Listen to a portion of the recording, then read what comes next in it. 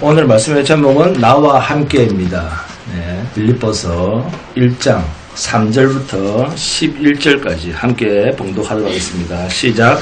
내가 너희를 생각할 때마다 나의 하나님께 감사하며 간구할 때마다 너희 무리를 위하여 기쁨으로 항상 간구함은 너희가 첫날부터 이제까지 복음을 위한 일에 참여하고 있기 때문이라.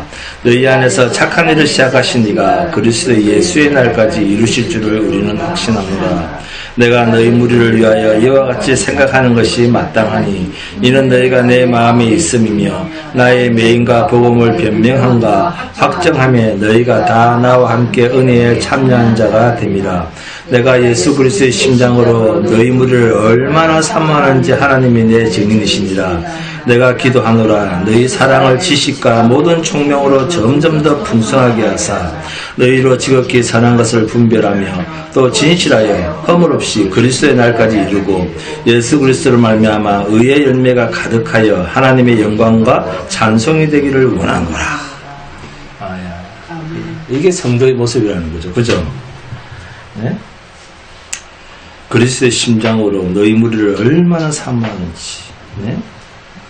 또 너희 사랑을 지식과 모든 총명으로 점점 더 풍성하게 하사. 그러니까 교회로 올수록 하나님을 아는 지식이 점점 더 풍성하게 되면 될수록 은혜가 넘치죠. 제가 어제 여기 신통 우리 재개발 사무실로 들렸다가 그게 부동산 하는 분을 전도를 했습니다. 근데 다음 주에 온다고 약속 도장까지 다 했는데 한번 기대해 보시기 바랍니다. 일상생활 속에서 전도하세요. 저를 본받으시기 바랍니다. 전도는. 네. 자, 안근자 이사님. 창세기 1장 1절을 한번 암송해 보세요. 태초에 하나님이 어우, 놀랍습니다. 네. 태초에, 이게 히브리어로 베레시트입니다. 히브리어로 베레시트. 태초에라는 뜻입니다. 네. 창세기 1장 1절 첫머리에 나오는 말이죠. 태초에 베레시트. 이게 히브리어로 베레시트입니다. 프린스턴 신학교의 교수이자 신학자이신 게알디스 보스라는 분이 이런 말을 했습니다. 종말이 창조를 앞선다. 그런 말을 했습니다. 하나님이 우리에게 주신 계시록이라고 하는 책은 새하늘과 새 땅에 대한 이야기를 해준 책입니다. 그런데 이 종말이 창조를 앞선다 그 말입니다. 그러면 우리는 이렇게 생각할 수가 있습니다. 어떻게 순서상 그럴 수가 있느냐. 네? 책으로 비유를 해서 말한다면 창세기는 책의 서론 부분일 것이고, 그죠? 계시록은 책으로 말한다면 결론 부분이라고 말할 수가 있습니다. 그렇다면 어떻게 종말이 창조를 앞설 수가 있을까? 자, 이렇습니다. 그것은 우리 인간의 시간 개념으로 이해를 하면 이해하기가 어렵고 혼란스럽습니다. 그러면 하나님의 입장에서 이 성경을 인식하고 생각하면서 생각을 해보면, 그림을 그리면, 따져보면 이렇습니다. 예를 들면 이런 겁니다. 하나님은 몇 가지 중요한 속성이 있습니다. 그죠? 첫째, 하나님은 어떤 분이십니까? 그렇습니다. 전지하십니다. 무슨 말입니까? 모든 것을 아신다 그 말이죠. 두 번째는 전능입니다. 무슨 뜻입니까? 모든 것을 하실 수 있다 그 말입니다. 그리고 하나님 어떤 분이십니까? 주양기 자매님, 하나님 어떤 분이십니까? 네? 그렇습니다. 무소부지하시죠. 네? 무슨 뜻입니까? 아니 계신 곳이 없다 그 말입니다. 그러니까 하나님께서는 땅이 생기기 전에, 시간이 생기기 전에 스스로 계신 분이시다 그 말입니다. 그러므로 하나님은 누가 만들어내신 분이 아닙니다. 어떤 분? 스스로 계신 자입니다. 스스로 계신 자며 이 하나님이 우리를 만드셨고 이분은 우리는 아버지 하나님이다 이렇게 부르고 있습니다. 여러분, 창세기 1장 1절에서 전지전능하시고 무소부재하신 하나님께서 어떤 일을 계획하셨습니까? 그리고 그 계획은 하나님의 시간과 하나님의 인식 속에서 무엇이라고 말할 수가 있습니까? 이미 이루어진 것입니다.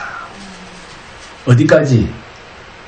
계시록까지, 종말까지. 하나님 안에서는 다 이루어진 것입니다. 하나님은 시간과 공간의 제약을 받습니까? 안 받습니까? 안 받습니다. 제약이라고 하는 것은 우리들의 인식, 이해를 위해서 필요한 개념들이고 사실들이지, 하나님께서는 시간적, 공간적 제약을 받지 않습니다. 그래서 하나님께서 계획하셨으면 그것은 사실상 있는 것이고, 그리고 이루어진 것입니다. 자, 예를 하나 들겠습니다. 빛이 있으라 하셨으니 빛이 생겼잖아요. 왜 그럴까요? 왜? 그렇습니다. 전능하시기 때문에. 전지전능하시기 때문입니다. 자, 그렇다면 계시록의 계획은 종말의 모습으로서 계시록의 완성된 그림입니다. 하나님 입장에서 모든 것이 끝난 거예요. 그래서 예수님 십자가에서 다 이루어져 하시잖아요. 다 이루어진 일입니다. 그렇다고 한다면 창세기에 대한 결론은 하나님께서는 계시록의 이 종말을 완성하시기 위해서 뭐를 시작했다? 창조를 시작하셨다. 창세기를 시작하신 것입니다. 창세기와 계시록을 입체적으로 여러분들의 눈앞에 가만히 한번 펼쳐 보십시오. 이 두 책을 가만히 놓고 보면 이런 겁니다. 종말에 새하늘과 새 땅을 완전한 구속과 그림을 위해서 창세기 속에다가 힌트를 가두어 두신 것입니다. 그래서 이 두 책은 함께 읽어야 되는 책입니다. 그러니까 계시록을 먼저 읽고 창세기를 읽는 것이 순서가 되는 거예요. 네? 왜? 계시록은 완성이니까. 네?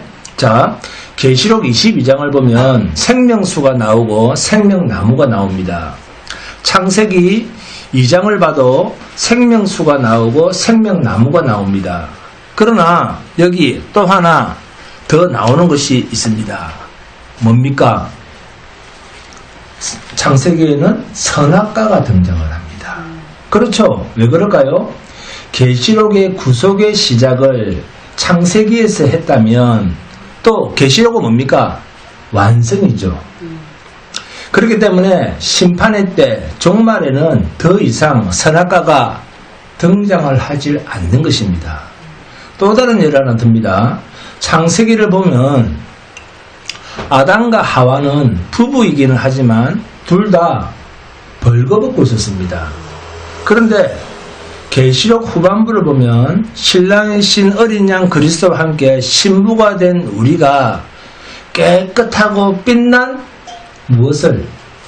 세마포 옷을 입고 있다 라고 하는 묘사를 하고 있습니다. 그럼 봅니다. 창세기에서는 벌거벗고 있었습니다.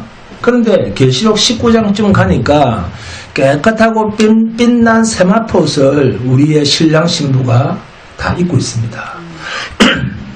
그렇다면 이것은 무슨 뜻일까요? 계시록에 완성될 종말의 그림을 어디다가 감춰둔 겁니까? 네, 창세기 속에다가 감춰둔 것입니다. 그래서 도토리 나무 속에는 무엇이 숨겨져 있습니까? 상수리 나무가 숨겨져 있는 겁니다. 이놈이 땅에 떨어지고 자라면 어떻게 됩니까? 점점점 자라서 큰 상수리 나무가 됩니다. 그래서 우리는 하나님의 언약을 창세기에서 발견해서 그 언약이 나선형처럼 역사 속에서 발전 과정을 거쳐서 결국 계시록에 와서는 어떻게 된다는 겁니까? 완전한 구속과 완전한 구원으로 완성된다는 겁니다. 이것을 미리 성경을 통해서 그림처럼 우리는 보는 것입니다. 그러면 이 미리 본 완성된 종말과 구속을 위해서 하나님께서는 지금 무엇을 시작하시는 겁니까? 네, 창세기를 시작하는 거예요. 네? 이런 관점에서 우리는 창세기를 이해해야 됩니다. 자, 오늘 본문에서 보면 감사, 기쁨, 복음, 그 다음에 확신. 여러분들은 확신이 있어야 됩니다. 구원에 대한 확신, 네? 메시아에 대한 확신, 그리고 그리스도의 마음.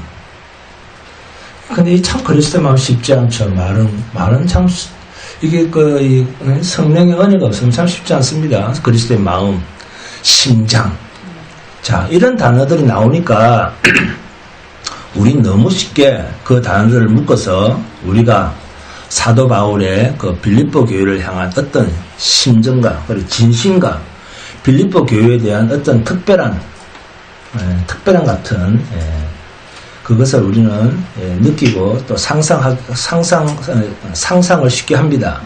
그런데 자세히 보시면 7절 자 본문에 내가 너희 무리를 위하여 이와 같이 생각하는 것이 마땅하다. 너희가 내 마음에 있고, 그리고 18절에 보면 내가 예수 그리스도의 심장으로 사랑한다 라고 말하고 있으니까 이러한 이해는 큰 하자가 없습니다. 우리가. 그러나 다시 자 3절을 보시면 내가 너희를 생각할 때마다 나의 하나님께 감사하며, 그리고 4절에 간구할 때마다 너희 무리를 위하여 기쁨으로 항상 간구함은, 이 말 있죠. 좀 묘하죠. 좀 어려운 이야기죠. 너희를 감사하고 너희를 기뻐하는 게 아니고 하나님께 감사하고 기쁨으로 너희를 위하여 기도한다. 자, 이렇게 얘기를 합니다. 자, 이게 무슨 차이가 있느냐?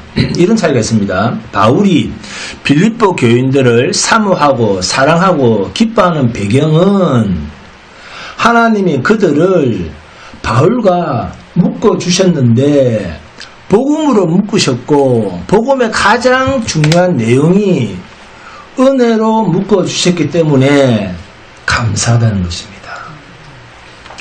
다시 말하면 지금 당장은 어떤 의미에서 바울에게 빌립보 교회는 사실 짐입니다. 네?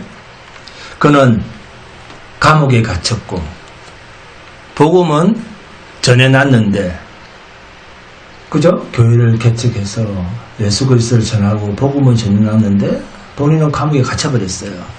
그런데 그 본인이 없으니까 교회 안에도 문제가 생기고 또 문제도 생겼고, 그래서 교회가 해체될 것 같고 아슬아슬합니다. 이미 8절에서 보신 바와 6절에서 보신 바와 같이 6절에 너희 안에서 착한 일을 시작하신 이가 그리스도 예수의 날까지 이루실 줄을 우리는 확신하노라. 확신한다라는 그 말은 승리와 결과가 지금은 현실이 아니라는 겁니다. 그죠? 아직 이루어지지 않았다 그 말이잖아요. 확신한다 그 말이잖아요. 아직까지. 자, 그렇죠. 바울이 빌립보 교회의 어려움에 대해서 그리고 교회의 미숙함에 대해서 자신의 마음에 많은 초조함을 가지고 있다는 이야기입니다. 또 빌립보 교회 쪽에서 보면 바울이 그 중요한 복음을 전하고 자기네들의 인생을 바꿔놓고, 그렇죠? 이방 신들을 믿던 사람들을 전도해가지고 예수를 믿게까지 해놨잖아요. 바울이 그렇게 자기 인생을 바꿔놓고 이렇게, 근데 맥없이 전도를 했던 그 담임 목사가 맥없이 감옥에 잡혀서 갇혀있는 이것을 빌립보 교회 성도 이쪽에서 보면, 성도들 쪽에서 보면, 네? 이것은 큰 시험거리라는 거예요. 그래서 빌립보서의 내용은 우리가 오늘날 참으로 중요한 우리의 현실로서 우리가 이해할 필요가 있습니다. 교회가 뭐냐 하는 겁니다. 이것을 빌립보 교인들이 느끼는 거예요. 도대체 예수를 믿는다는 것이 뭐길래 이렇게 된 거예요. 교회가 뭐지? 근데 왜 잡혀가지? 이렇게 된 거죠. 네? 자기네들은 이방신을 믿을 때는 자기 잘 되려고 이방신을 믿었는데 잡혀갔잖아요. 그것은 하나님이 복음으로 불러낸, 교회는 하나님이 복음으로 불러낸 공동체며 하나님이 그렇게 하셨으며 하나님의 뜻을 이루기 위하여 은혜로 묶어놓은 관계, 이게 교회입니다. 모든 공동체의 회원들의 관계가 그런 것이라고 성경이 이야기를 합니다. 그래서 7절에 있는 내가 너희 무리를 위하여 이와 같이 생각하는 것, 이것이 어떻게 생각한다는 말입니까? 하나님이 너희들과 나를 묶었기 때문에 현실적으로 어떤 증거와 만족을 보상할, 그리고 이런 보상과는, 현실적인 보상과는 상관없이 내가 하나님 아버지께 감사하고 기쁨으로 너희를 위해서 기도한다. 네? 긍정적인, 그리고 감정적인, 현실적인 보상을 뛰어넘어서 하나님이 그 아들을 보내신 하나님이시기 때문에 너희와 나를 묶으신 것에 대해서 나는 결단코 후회를 하거나 비관하지 않는다. 기쁨과 감격으로 이 책임을, 복음을 전한 이 책임을 내가 지고 나는 가겠다. 지금 그렇게 말하고 있는 거예요. 아주 멋있는 이야기를 하고 있습니다. 바울의 말씀은. 우리는 이렇게 끌어안고 마음이 다 통하고 만족스럽고 하는 것이, 내가 만족이 돼야지 우리는 그게 사랑이고, 내가 만족이 돼야지 그게 기쁨이고, 내가 만족이 돼야지 그것이 감사라고 우리는 생각을 합니다. 그렇죠? 그런데 빌립보서에서는, 이 빌립보에서 전혀 그런 상황이 아닙니다.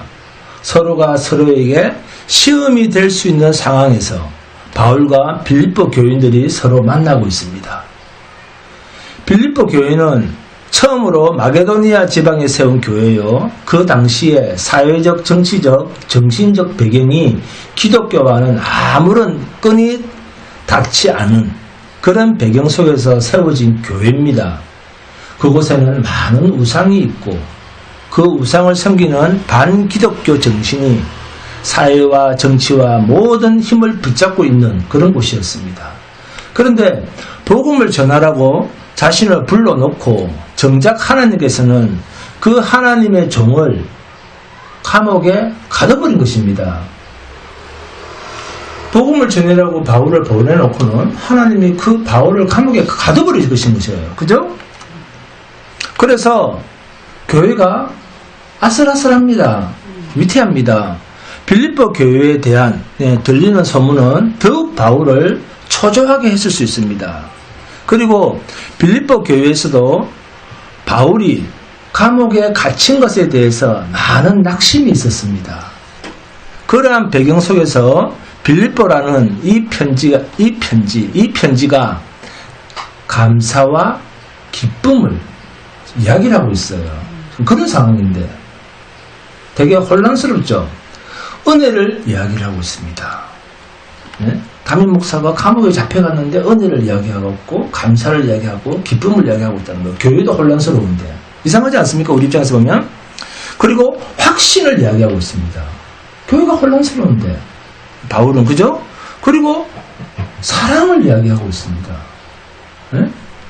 왜 그럴까요? 자, 7절은 이렇게 논합니다. 7절 봅니다.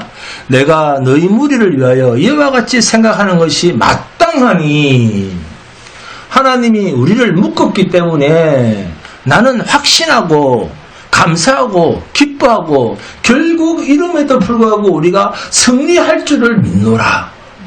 이렇게 바울이 생각하는 것은 너희가 내 마음에 있음이며 나의 매인과 복음을 변명함과 확정함에 너희가 다 나와 함께 은혜에 참여한 자가 됨이라. 이 단어들을 꼭 기억하시기 바랍니다. 나의 매인과 복음을 변명함과 확정함에 너희가 나와 함께 은혜에 참여한 자라. 은혜에 참여했다 하는 것은 그 주도권, 결정권이 빌립보 교회나 사도 바울에게 있지 않고 하나님의 의로우심과 선하심과 능력 위에 우리가 관계를 맺게 되었고 부름을 받았다 그 말입니다. 그래서 확신하고 있는 거예요. 교회가 혼란스럽고 목사가 잡혀가도 하나님의 부르심 속에 우리가 있기 때문에 나는 흔들릴 수가 없다 그 말이에요. 네? 복음을 위하여 부름을 받았는데 복음을 변명하고 확장하는 일에 바울과 빌립보 교회가 동일한 형편의 부름을 받고 있다 그 말입니다. 바울이 옥에 갇히듯이 빌립보 교회는 교회 자체에 어려움을 가지고 있었습니다. 바울이 옥에 갇혔으나 복음에 매인 것은 아니다.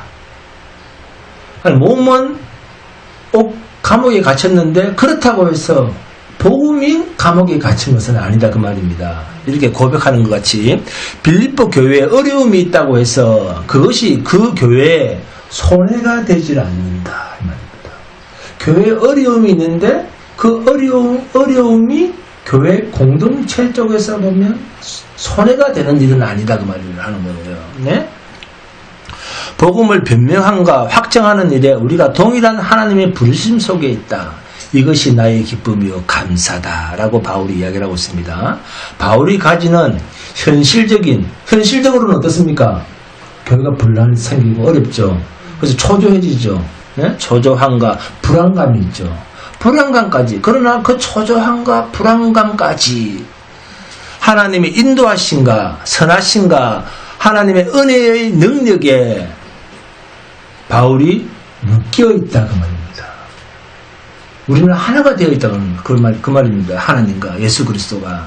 근데 이 신앙이 쉽습니까? 어렵습니까? 쉽지 않습니다. 내가 너희를 사모하는 것을 너희가 안다. 너희가 내 마음에 있고 내가 예수 그리스도의 심장으로 너희 무리를 얼마나 사모하는지 하나님이 내 증인이시다. 하나님이 내 증인이시다. 그죠? 바울이 얼마나 빌립보 교회를 위하고 사랑하고 있습니까? 그리고 그 간절함이 어떻습니까? 어떤 의미에서 그렇습니까? 그냥 사랑하고 좋아하고가 아니라 위험해 보이고 아슬아슬해서 예수께서 이 땅에 오셔서 그의 제자들을 사랑하시고 이 세상에서 십자가를 지실 때 그 마음이 아슬아슬하셨던 것 같은 그런 이치입니다. 그렇지 않습니까?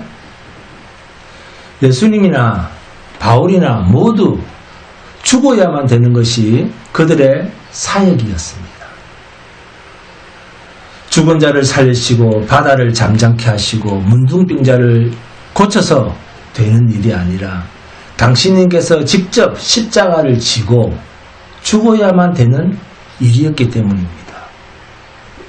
병만 고쳐주면 되는데 병만 고쳐준다고 되는 일이 아니라 예수께서 직접 죽으셔야 됐던 일이었다는 거예요. 이 복음의 사역이. 바울도 마찬가지입니다. 복음만 전하는 게 자기 일이 아니라 자기가 죽어야 했다는 거예요. 네? 예수님은 뭐하러 오셨습니까? 죽으러 오셨습니다. 병만 고치러 오신 게 아니라 죽으러 오셨다는 거예요. 그래서 여기서 사도 바울이 이야기하는 너희가 내 마음에 있다. 내가 너희를 그리스도의 심장으로 사모하고 있다. 너희가 아슬아슬하다. 내가 너희를 보니 불안하기가 짝이 없다. 그러나 내가 너희를 믿기 때문이 아니라 사람을 믿는 게 아닙니다.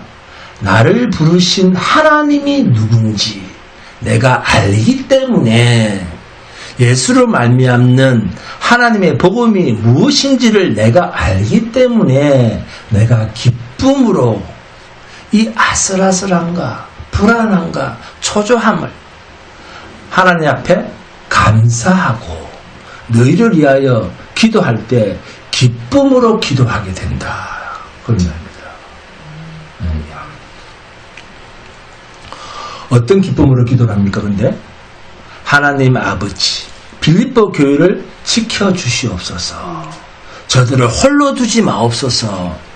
나도 아무것도 할 수 없고 저들도 연약하기가 짝이 없습니다. 그러나 하나님 아들을 보내신 그 은혜의 능력을 내가 믿습니다. 이러한 믿음이 그런 말을 만들어내고 있습니다. 네? 우리가 현실적으로 신앙생활을 해보면 우리가 제일 크게 받는 어려움이 뭡니까? 그것은 자기 자신입니다. 네? C.S. 루이스의 고백에 의하면 유명한 영문학자고 원래 믿는 가정 출신이었는데 10대 후반 고등학생쯤에 이 C.S. 루이스가 무신론자가 됩니다. 그러다가 긴 시간을 보내서 대학 교수가 되어서 그때쯤 다시 기독교로 돌아옵니다. 그가 한 중요한 그의 경험에 의한 그의 기독교에 대한 설명이 이겁니다. 무엇이 선인지 알며 무엇이 의인지 아는 양심의 가책에 대하여 자신이 그것을 이룰 능력이 없다는 절망을 겪지 않고는 인간은 예수를 찾을 수가 없다. 인간은 은혜의 필요성을 알지 못하고서는 예수를 믿을 수가 없다. 은혜의 필요성을 느끼지 않고서는 예수를 믿을 수 없다. 이런 말을 했습니다. 이것이 중요한 그의 신앙 고백이었습니다. 동의하십니까? 우리는 가끔 우리가 은혜 위에 서 있다는 것을 놓치고 우리가 그래서 불안해하고 우리 마음에 현실이 내 마음에 들지 않을 때는 우리가 누구 손에 부름을 받았고 어떤 구원을 얻었는지 금방 잊어버립니다. 그래서 불안해합니다. 그렇게 되면 멋대가리 없는 소리를 지르거나 우리가 제일 무서워하는 율법주의로 돌아가게 됩니다. 그래서 기독교는 은혜가 은혜된 자리를 빼앗기면 기독교는 설 자리가 없습니다. 그래서 이제 이 뒤에 9절 10절을 보시면 9절 봅니다. 내가 기도하노라 너희 사랑을 그렇죠. 지식과 모든 총명으로 점점 더 풍성하게 하사 너희로 지극히 선한 것을 분별하며 또 진실하여 허물 없이 그리스도의 날까지 이룬다. 너희 사랑을 모든 지식과 총명으로 풍성하게 하여 분별하라는 뜻입니다. 그래서 신앙 연수가 쌓일수록 하나님을 아는 지식이 풍성해야 됩니다. 이 말이 무슨 뜻이냐 하면 예를 들어서 사랑이란 무엇입니까? 사랑이란 우리 모두가 은혜 위에 가지는 것, 그게 사랑입니다. 자신의 진심을 증거하는데 그치는 것을 사랑이라고 하지 않습니다. 자신의 진심을 증거하는 것이 사랑이라는 단어를 사용하게 되면 그건 그냥 사랑은 내 진심이야. 너를 향한 이게 내 사랑이야. 내 진심 이꼬로 사랑 이렇게만 막 연결하게 되면 앙훈 여사님 결국은 어떻게 됩니까? 사람을 잡습니다. 네? 네가 날 사랑한다고 했잖아. 그래서 결혼했잖아. 이렇게 되는 거예요. 그래서 사람을 잡는 거예요. 그러나 바울은 어떤 경우에도 하나님의 종이면 남을 정죄하는 마음과 자신을 변명하기 위하여 또는 자신의 진심을 드러내기 위해서 남을 정죄하는 일에 대해서는 물러서야 된다. 이렇게 말합니다. 그게 사랑이다. 하나님의 은혜 위에 나의 진심이 올라가 있는 것이 사랑이지. 이렇게 말합니다. 그래서 누가 옳다 그러다라는 이 사랑이라는 말 속에 이 은혜 위에 사랑이 있을 때만 이 말이 존재를 합니다. 네? 옳다 그러다. 네? 그때 그 사랑은 예수 그리스도에 나타나 보이신 사랑. 네? 약한 자보다는 그보다는 좀 더 나은 자가 지는 것이 사랑입니다. 사랑은 약한 자가 가지는 것이 아니고 상대방보다 강한 자가 가지는 게 사랑입니다. 그런데 그 사랑의 짐을 어디까지 집니까? 죽는 것까지 지는 거예요. 죽는 데까지 지는 것이 사랑입니다. 이것이 성경이 말하는 사랑입니다. 이러한 사랑이 우리에게 지식과 모든 총명으로 풍성해지라는 것은 사랑이 다만 명분이 되면 그 사랑은 힘을 잃는다는 것입니다. 그래서 사랑을 어떻게 해야 되는지를 알아야 되는데 그것은 선한 것을 분별하고 진실해야 된다는 것입니다. 그런 일들이 빌립보서 2장에서 이렇게 등장을 합니다. 빌립보서 2장 자 1절에서 8절입니다. 다 함께 봉독합니다. 빌립보서 2장 1절에서 8절입니다. 시작. 그러므로 그리스도 안에 무슨 권면이나 사랑에 무슨 위로나 성령에 무슨 교제나 경륜이나 자비가 있거든 마음을 같이하여 같은 사랑을 가지고 뜻을 합하며 한 마음을 품어 아무 일이든지 다툼이나 허영으로 하지 말고 오직 겸손한 마음으로 각각 자기보다 남을 낮게 여기고 각각 자기 일을 돌볼 뿐더러 또한 각각 다른 사람들의 일을 돌보아 나의 기쁨을 충만하게 하라. 옳은 일할 때 조심해라 이 말이죠. 옳은 일할 때 옳다는 일을 할 때 조심해라. 그때 5절에 보면 너희 안에 이 마음을 품으라 곧 그리스도 예수의 마음이니. 왜 이런 마음을 품어야 되죠? 6절에 그는 근본 하나님의 본체시나 하나님과 동등됨을 취할 것으로 여기지 아니하시고 오히려 자기를 비워 종의 형체를 가지사 사람들과 같이 되셨고 사람의 모양으로 나타내사 자기를 낮추시고 죽기까지 복종하셨으니 곧 십자가에 죽으심이라며. 이 말씀을 내 사랑이 얼마나 지극한지 네가 한번 봐라. 이렇게 이 구절을 이해하게 되면 금방 정죄하게 됩니다. 상대방을. 내가 이만큼 너를 사랑하는데 네가 나한테 그런 짓을 해 이렇게 되는 거예요. 정죄로 가면 되는 거예요. 그러면 나는 예수고 너는 사탄이야 이렇게 되는 거예요.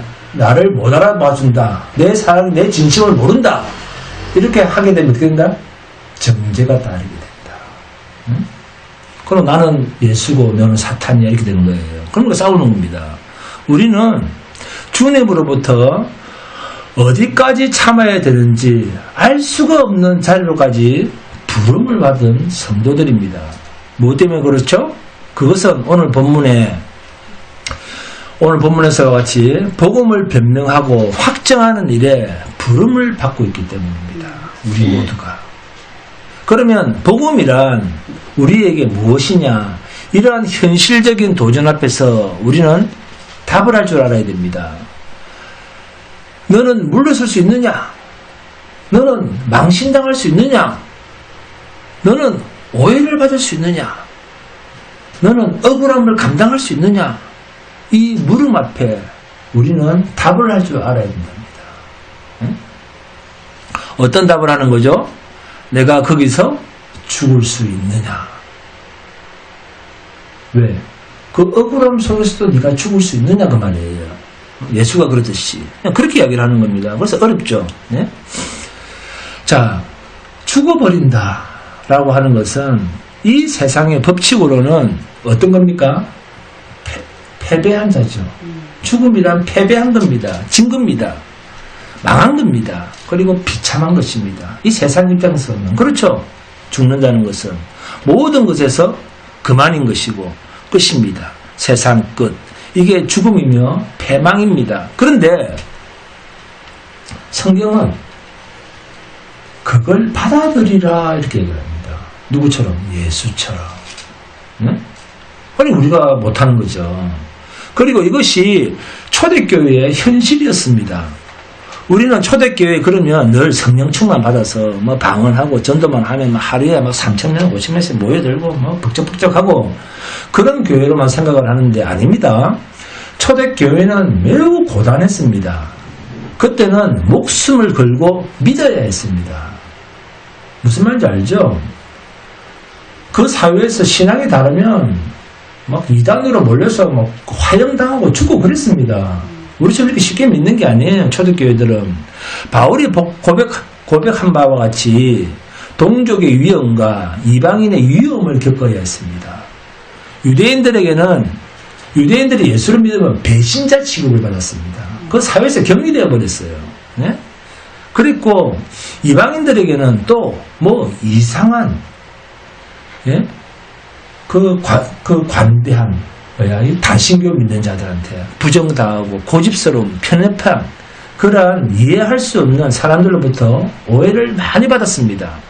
그리고 기독교인들이 무기력했습니다. 사회와 정치 세력 앞에 무기력했습니다. 힘이 없었습니다. 응? 억울한 일이 있어도 호소할 데가 없었습니다. 많은 사람들이 카타콤으로 숨어들었잖아요. 카타콤 아시죠? 예? 그 토굴 속으로 들어갔습니다. 유리하며 이리저리 도망다니고 나중에는 발각되면 죽을 수밖에 없었던 그 긴 세월을 보냈습니다. 초대교회 때. 그러나 교회는 그렇게 뿌리를 내려서 오늘날 가져온 거예요. 네? 예수 믿는다는 것이 무엇이냐라는 그 현실 속에서 우리의 교회사가 증언해주고 있습니다. 완벽하지만 권력을 가지지 않은 자들로서 도덕적으로 우위에 있었지만 그것이 전부가 아닌 자들로 자신을 복종시키는 자로 늘 끊임없이 회개와 기도를 올려야 했던 그런 자들로 우리는 부름을 받았다는 겁니다. 그곳에 오늘 바울과 빌립보 교회가 있습니다. 바울도 빌립보 교회 교인들 보기에 민망하죠. 빌립보 교회도 바울을 보기에 민망했을 것입니다. 왜? 교회인데도 자기 담임 목사가 감옥에 잡혀가는데 아무리 힘을 쓰지 못하잖아요. 얼마나 민망한 일입니까? 그러나 바울의 유일하지만 모든 것을 합친 것보다 더 큰 확신이 있었습니다. 그것은 하나님이 우리를 은혜 가운데 부르셨다라고 하는 확신입니다. 이것이 바울을 이 모든 어려움 속에서 그 어려움을 감내케 했습니다. 극복했습니다. 그러나 보여지는 모습으로 극복한 것은 아니었습니다. 그러면 어떤 모습으로 바울이 극복을 했습니까? 빌립보 교회가 극복했습니까? 무기력한 모습으로. 아무런 힘이 없는 모습으로. 그리고 그저 한 이상한 사람의 모습으로 극복했다는 겁니다. 저 참 이상한 놈이네. 이렇게 된 거죠. 바울이. 성경에 있는 대로 추측을 해보면 볼품이 없는 사람으로 말솜씨도 없는 그런 모습으로 극복했다는 것입니다. 그런 사람을 통해서 하나님이 일을 하고 계시다는 겁니다. 순교와 갈등과 고뇌를 하나님의 은혜와 복음이라고 하는 이름 속에 묶어놓은 우리 믿음의 이 선조들, 그분들 때문에 오늘 우리라고 하는 중앙교회라고 하는 공동체가 있고 결과가 있고, 또한 그들이 전가한 복음에 대한 당시의 현실적 순종 때문에 우리는 우리의 현실에 대해서 예수를 믿는다는 의미를 더 깊이 이해할 수가 있게 되었습니다. 아멘. 빌립보서 1장 27절에서 30절을 봅니다. 함께 봉독합니다. 27절부터 시작. 오직 너희는 그리스도의 복음에 합당하게 생활하라. 이는 내가 너희에게 가보나 떠나 있으나 너희가 한 마음으로 서서 한 뜻으로 복음의 신앙을 위하여 협력하는 것과 무슨 일이든지 대적하는 자들 때문에 두려워하지 아니하는 네 일을 듣고자 함이라. 이것이 그들에게는 멸망의 증거요 너희에게는 구원의 증거니 이는 하나님께로부터 난 것이라. 그리스도를 위하여 너희에게 은혜를 주신 것은 다만 그를 믿을 뿐 아니라 또한 그를 위하여 고난도 받게 하려 하심이라. 너희에게도 그와 같은 싸움이 있답니까 없답니까? 있으니 너희가 내 안에서 본 바요 이제도 내 안에서 듣는 바니라. 아멘. 무슨 뜻입니까? 복음을 받고 하나님의 구원과 은총 속에 있으면 우월해지고, 예? 세상 잘됨을 위해서 보장을 받는 것이 아니라 그들을 대적하고 그들을 위협하고 도전하는 자들을 세상이 반응하는 것과 같은 것과는 다른 복음 안에 있는 자의 다름으로 반응하여 너희 책임을 지라 그 말입니다. 상대방을 비난하고 자신을 변명하고가 아니라 십자가 안에서 복음을 가진 자는 어떻게 그 은혜를 받은 자로서 전혀 다른 반응, 전혀 다른 분별, 다른 판단, 다른 결정, 다른 실천을 해야 되는가를 생각하라 그 말입니다. 초대교회가 정치적 싸움을 하지 않았다는 것을 우리는 기억해야 됩니다. 그러나 그 정치 권력의 근거를 갖고 있던 당시 로마 제국의 정신에 대해서는 죽음으로 항거를 합니다. 우리는 예수님이 한 분이신 것을 믿겠다. 예수를 믿겠다. 죽어가면서도 그 정신과 타협하지 않습니다. 그러나 보이는 권력을 전복시켜서 자신들의 신앙을 편하게 하기 위한 그런 싸움을 교회는 하지 않았습니다. 권력에 순복하라 했습니다. 이것이 빌립보서가 남긴 귀한 교훈입니다. 지금 우리에게도 있는 싸움입니다. 우리는 우리의 억울함이나 혹은 우리의 약점이나 우리의 못난 것을 지적받았을 때 어떻게 할 것이냐. 우리 현실은 늘 이 문제로 우리를 공격합니다. 그리고 우리가 주일마다 반복해서 하는 기도이기도 합니다. 하나님, 생각해보니 지난 일주일 동안 신앙적으로 살 틈이 없었습니다. 너무 바빴어요. 네? 오늘 다시 주말을 맞이해서 교회에 와보니까 너무나 생각 없이 일주일을 살았지 않았나라는 그런 생각이 듭니다. 네? 지난 일주일 동안 네? 생각 없이 산 것에 대해서 용서해 주세요. 네. 우리는 이런 기도를 네, 매주마다 와서 합니다. 네. 몇십 년 동안 합니다. 그러나 우리가 감사하는 것은 반복하는 이 회개를 하나님께서는 계속 받으신다라고 하는 사실입니다. 할렐루야. 우리가 너무 거기에 민감하면 그리고 너무 거기에 자책하면 그러면 무슨 결정을 내리게 되느냐 하면 완벽하게 될 때까지 잠시 교회를 떠나야 되겠다 이런 생각이 듭니다. 네? 그래서 남들이 나를 봐도 저 사람은 참 변해서 왔네 이렇게 남들이 납득할 만한 신자가 되어서 다시 교회에 돌아오고 있습니다. 이렇게 됩니다. 네? 그래서 늘 와서 그냥 회개해야 됩니다. 네? 우리 자식들이 부모의 책망을 듣고 나는 정말 못난 자식이구나. 나가서 부모의 기쁨이 되는 그날 나갔다가 내가 한번 열심히 살아서 성공해서 그때 돌아오자. 그리고 애가 가출을 해버리면 부모로서 여러분은 어떻게 하실 것 같습니까? 네? 저는 아마 죽여버릴 겁니다. 네? 내가 효자가 되는 것보다는 부모 밑을 떠나는 것을 우리는 볼 수가 없습니다. 그거 아닙니까? 네? 내가 맨날 효녀 노릇을 하는 것보다 네? 그래도 부모 곁을 떠나지 않고 사는 게 좋지 않습니까?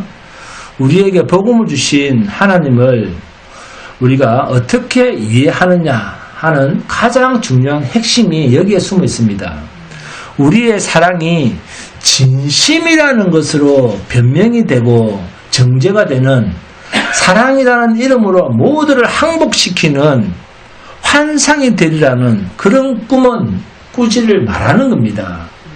그리고 이러한 사랑과 좋은 믿음을 위하여 평생을 기도해도 응답이 잘 안 됩니다. 그렇죠. 주님, 나를 완벽한 신앙인으로 만들어 주십시오. 그렇게 기도해도 안 되고, 내 딸, 아들을 완벽한 신앙인으로 만들어 달라고 해도 안 됩니다. 쉽지가 않습니다. 여러분 마음에 슬픔과 절망이 있습니까? 있으시다면 주님 앞으로 나가시기 바랍니다. 사람은 고쳐줄 수가 없습니다. 그런데 하나님은 됩니다. 그렇지만 기쁨으로 하나님께 우리는 기도를 해줘야 됩니다. 그리고 같이 울어줘야 됩니다. 그러나 포기를 하지 말아야 됩니다. 자식을 포기를 하면 안 됩니다. 계속 기쁨과 감사와 은혜 속에 자식을 두고 기도를 해야 됩니다. 제가 믿는 하나님, 저를 이 자리까지 인도하신 하나님이 내 자식도 하나님의 영광의 자리까지 인도하실 줄 믿습니다. 그런 기도를 해야 됩니다. 자, 그러면서 우리의 부족함과 철없었을 때 그 난폭한 과정, 우리도 어렸을 때의 과정들이 있죠. 그런 것을 생각하면서 바울이 감옥에 갇혔을 때 얼마나 마음이 참담했겠습니까? 한번 생각해 보세요. 그가 고린도 후서에서 이야기를 하는 그의 몸에 있는 가시, 그 안질이었다 그러죠. 그 성도들이 또 시험하는 것 때문에 그가 예수의 하나님께 3번을 기도한 그 몸에서 사탄의 가시를 빼주십시오. 얼마나 간절한 기도를 했겠습니까? 3번 기도했다는 것은 아주 자주 기도했다 그 말이에요. 그걸 한번 생각해 보세요. 그런데도 기도의 응답은 하나님께서 뭐라고 했습니까? 그렇습니다. 내 은혜가 내게 족하도다. 이는 내 능력이 약한 데서 온전하여 짐이라 하심이라. 그리하여 내가 나의 여러 약한 것들에 대하여 도리어 자랑하리니 이는 내가 약할 그때에 강함이라. 멋있습니까? 바울이 멋있는 게 아닙니다. 바울의 그 고백의 근거가 되시는 하나님의 일하심이 놀랍다는 겁니다. 이것이 어느 교회나 지켜야 하는 복음의 진수입니다.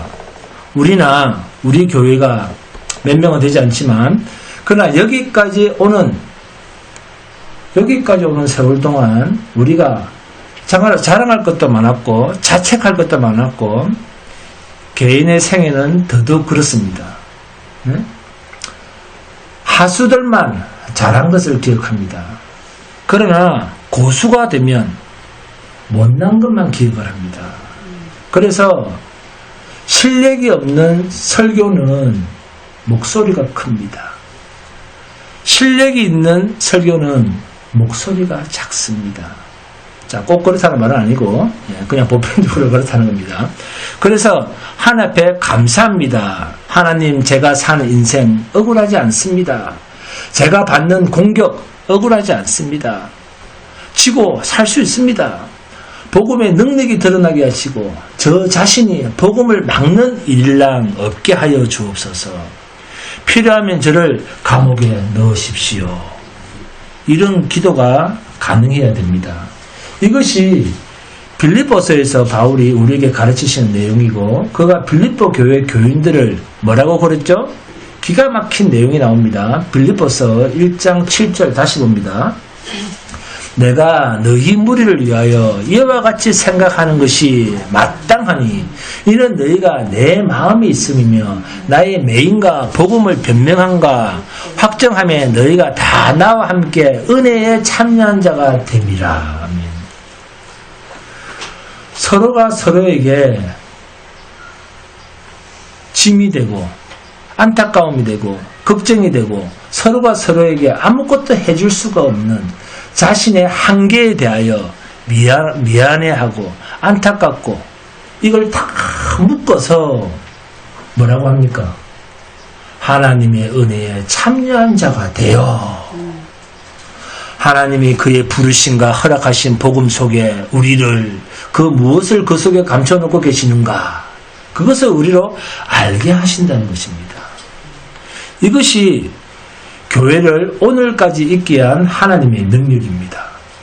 그리고 오고 오는 세대에 영원토록 예수 그리스도를 말미암는 신앙, 이 신앙 고백이 있게 한 하나님의 일하심의 방법입니다.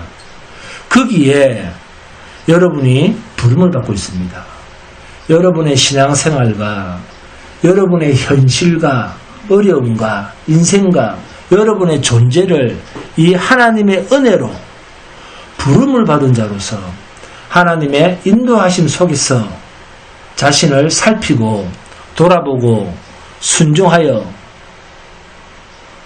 기적을 살아가시는 여러분이 되시고, 여기 빌립보 교회 성도들과 같이 여러분들이 주안교회 성도라고 하는 이름으로 받는 부름과 책임을 여러분의 시대 앞에서 기억하시고 행동하시고, 그리고 복음을 전하시는 복된 성도가 되시기를 주님의 이름으로 축원드립니다. 여러분 찬송합니다. 찬송가 54장입니다.